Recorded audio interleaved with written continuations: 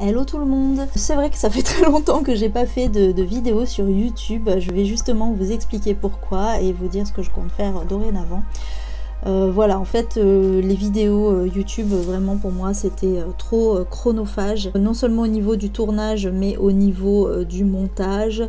Le tournage, c'était assez compliqué parce que, voilà, il fallait installer la caméra dans un endroit où, voilà, le fond était joli, donc devant ma bibliothèque. C'était pas forcément le plus confortable pour moi.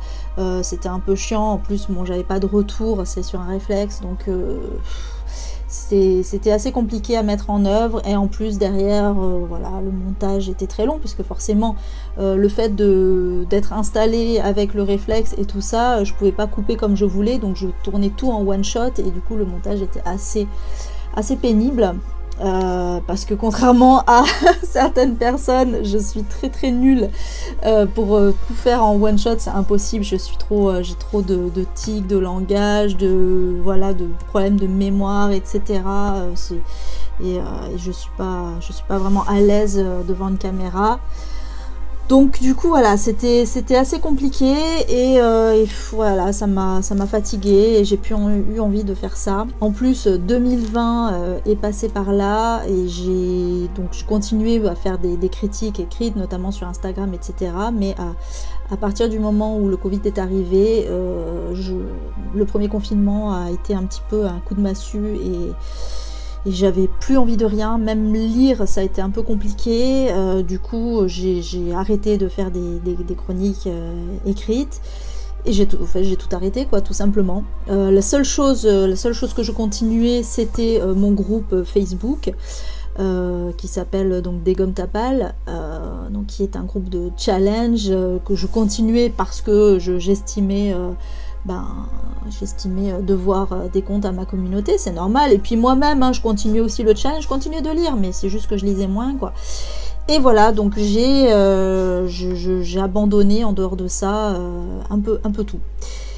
Et puis l'année 2021 est arrivée et en fait c'est grâce à Séverine, hein, grâce à Séverine Lanté, hein, de la chaîne Il est bien ce livre, que je me suis un peu remise là-dedans, parce qu'elle m'a gentiment proposé de participer au live spécial femme en fait, à l'occasion du 8 mars qui est la journée internationale de lutte pour les droits des femmes. Donc ça n'a pas été le 8 mars même, mais le vendredi qui a suivi. Elle a fait un live exprès concernant la place des femmes dans la littérature, et donc elle m'a demandé, sachant que moi je suis très féministe, elle m'a demandé de participer. Et en fait, ça m'a remis un peu un pied à l'étrier parce que je me suis rendu compte que les gens appréciaient ce que je racontais. Voilà, j'ai travaillé là-dessus. Moi, ça a été spécial culture du viol dans la littérature, voilà, dans la littérature contemporaine notamment.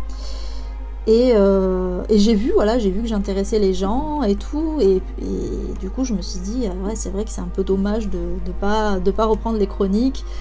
Alors j'avais déjà un peu repris en début 2021, j'avais repris un peu les chroniques écrites, mais seulement sur Facebook.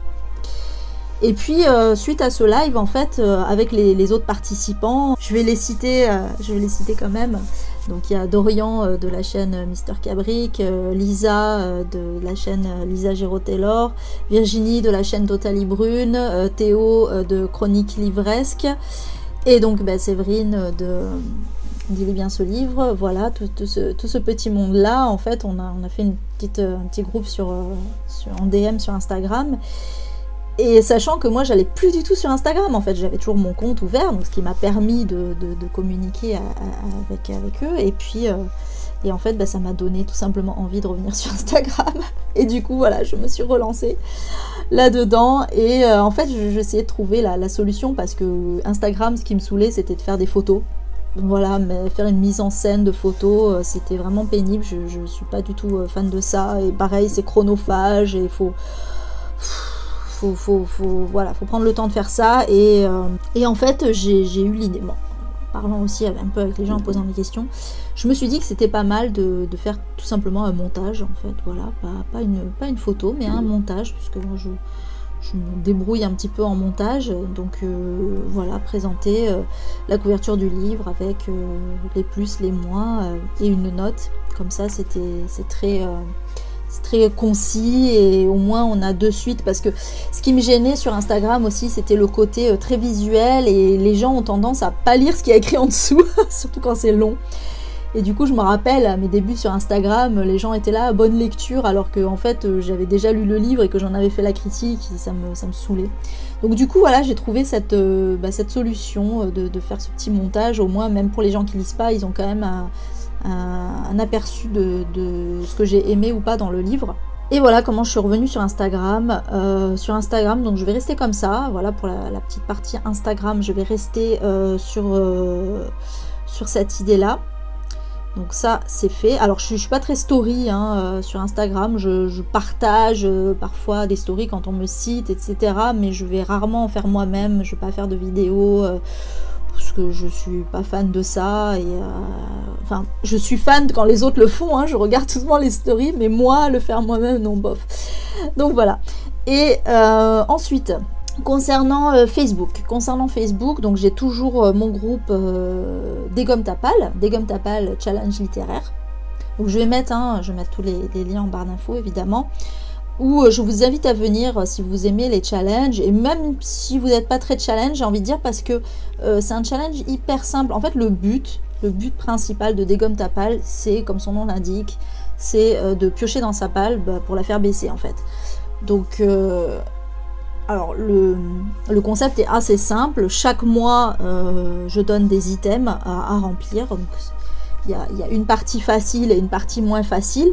Donc la partie facile, c'est pour les gens qui ont vraiment juste envie de baisser leur palle. La partie moins facile, c'est pour les gens qui aiment vraiment se challenger et aller chercher des thèmes un peu plus compliqués. Et chaque mois, en fait, donc maintenant, je pense que c'est acté. Je vais le mettre au propre. Je vais faire une annonce officielle à ce sujet, mais tous les derniers jeudis du mois, je ferai un live uniquement sur Facebook, sur le groupe Dégomme ta palle, pour chercher les items, alors pas du mois suivant, puisque ça sera un peu juste, mais du mois d'après. Voilà, donc ça fait quelques mois qu'on fait comme ça n'a pas été officiel, mais voilà, je pense que c'est relativement acté, et donc voilà, on va continuer comme ça. Donc je vous invite à venir si ça vous intéresse, sachant qu'il y a aussi d'autres challenges en parallèle qui sont indiqués dans les règles du groupe. Et puis l'été, donc de juin à septembre, je fais aussi un gros challenge, alors là qui est encore à part, donc qui ne consiste pas forcément à piocher dans sa palle, qui est vraiment un vrai challenge pour le coup, qui s'appelle l'été lisons l'Asie. Et qui tourne donc, comme son nom l'indique, autour de la littérature asiatique. Et quand je dis asiatique, je parle pas seulement du Japon, de la Chine et de la Corée du Sud, mais également du Moyen-Orient, de l'Inde, parfois aussi de la Russie, je peux inclure dedans, etc. etc. Donc toute l'Asie d'une façon générale. Et ça permet un peu de s'ouvrir aussi à d'autres cultures, donc c'est pas mal. Donc voilà pour Facebook. Ensuite, YouTube, parce que bon, c'est quand même là où je suis actuellement. Donc concernant YouTube, alors vous avez vu, donc en fait je vais faire YouTube et Twitch en même temps, puisque je vous ai parlé de Twitch également récemment.